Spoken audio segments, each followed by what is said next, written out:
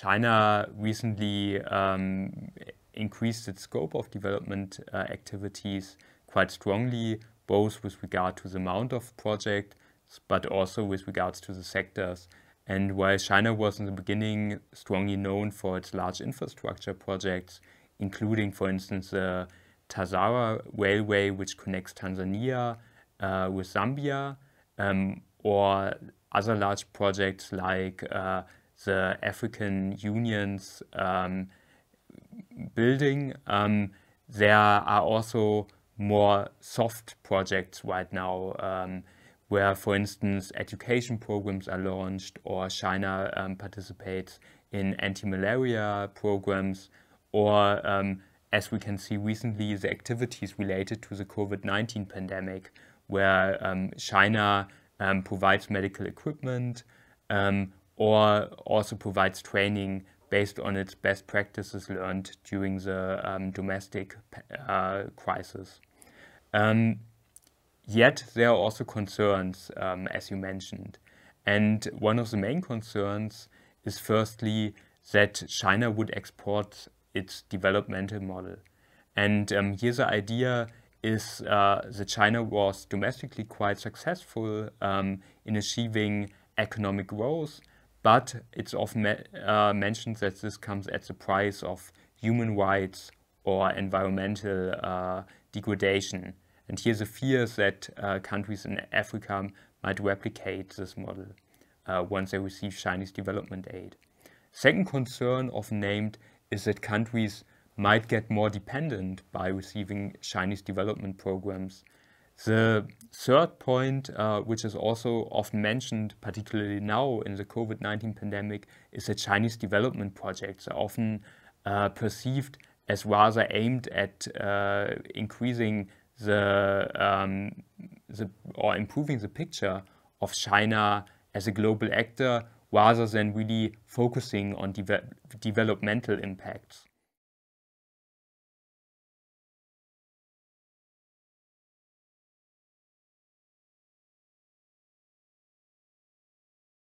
Yes, certainly.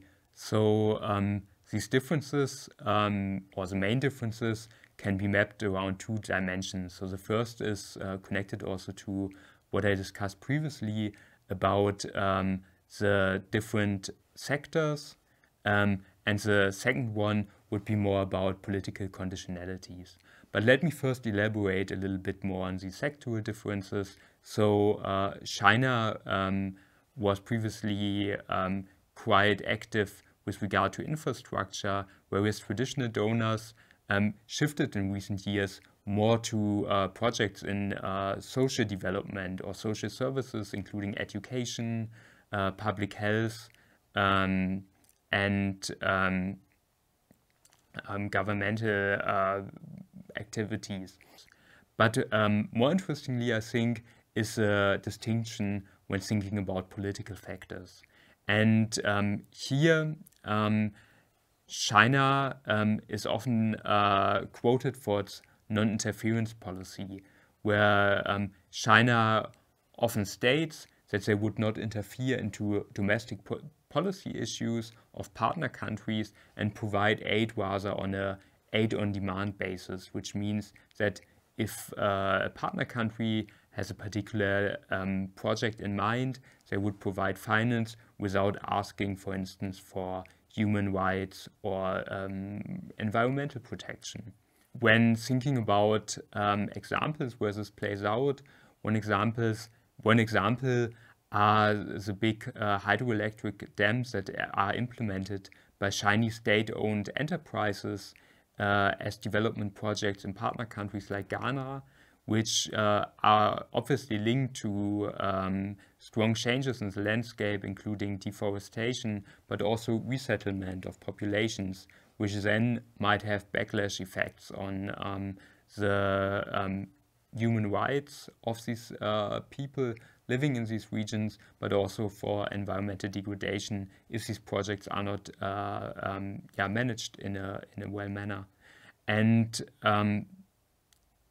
another example that comes to mind is, for instance, about Zimbabwe, formerly under President Mugabe, where the regime of Mugabe lost favor with the traditional donors, and those then kept their development aid to the country, where China stepped in and provided further funding, irrespective of the criticism of the human rights treatment in the countries, connected once more to the concerns that traditional donor countries observers have with the Chinese aid approach.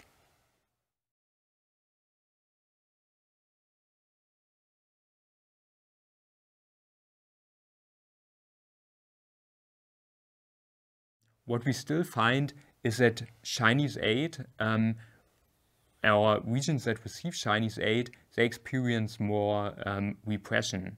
And persons living in these regions in Africa responded, according to the Afrobarometer surveys, that they would be more supportive towards authoritarian norms, so supporting strongman principles or being less approving democracy. But actually the story is not that simple. So as China is now also becoming more engaged into the international system and the United Nations, and also providing a lot of blue helmets to actually solve these violent conflicts, it is also less likely to be interested in cooperating with countries that engage in atrocities against their own citizens and kill a lot of people among their constituency. Yet, for repression, it might be slightly different. And there are basically three reasons. One is that repression is less visible on an international scale than if really people being killed. So we are talking here about cases of imprisonment or potentially even torture. Then, due to the Chinese non-interference principle and also the Chinese approaches to also have detention within their own borders or have cases of compulsory labor, a partner country might think, okay, China is less likely to criticize me for committing these repressive tactics.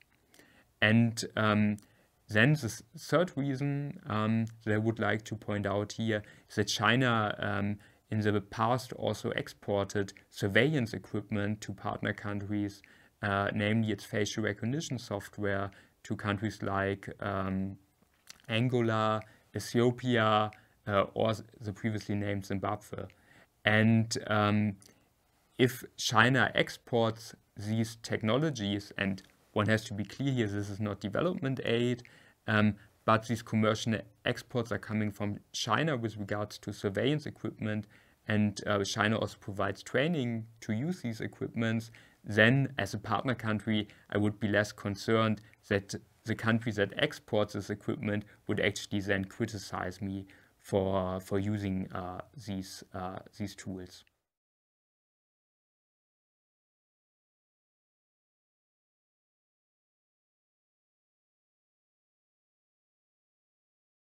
Yeah, so I think there are definitely opportunities to cooperate more. So one is quite obvious with regards to the sectors and also to the countries where there might be gaps in development aid, and particularly against the background of the United Nations naming a large investment gap for the UN Sustainable Development Goals. Chinese investment is welcomed by partner countries and also by several observers from traditional donor countries. And here, the Chinese approach of providing infrastructure and the traditional donors' approach of providing more softer projects in terms of education and teaching could complement each other. Yet, when thinking about real cooperation of having joint projects, I'm getting a little bit less optimistic. And here's an explanation for it, that on both sides there's quite some strong suspicion. So for instance, China might be afraid that Western countries may use the large-scale resources for infrastructure projects to actually foster their own aims in terms of achieving the conditions they link to development aid projects. On the other hand, Chinese development projects that are going to the partner countries or the traditional donors might increase the Chinese sphere of influence. And here, traditional donors might be also afraid that China gets an entry to their partner countries and then forces them out, which is often also cited as a concern.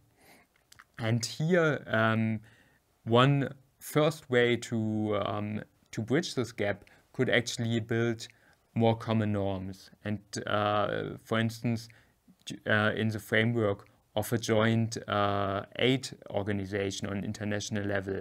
And this doesn't mean that one has to agree on everything, but basically build a common ground, agree on some common principles, and then start working on projects together.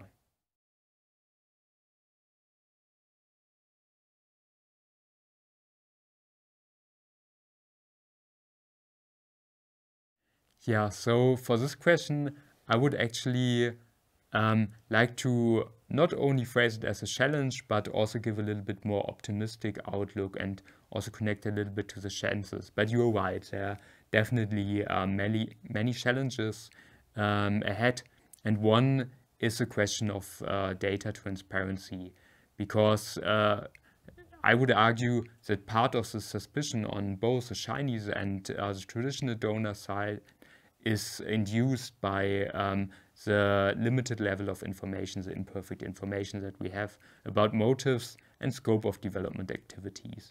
And here, especially this newly available subnational data is helpful, but further data releases on the Chinese side would help.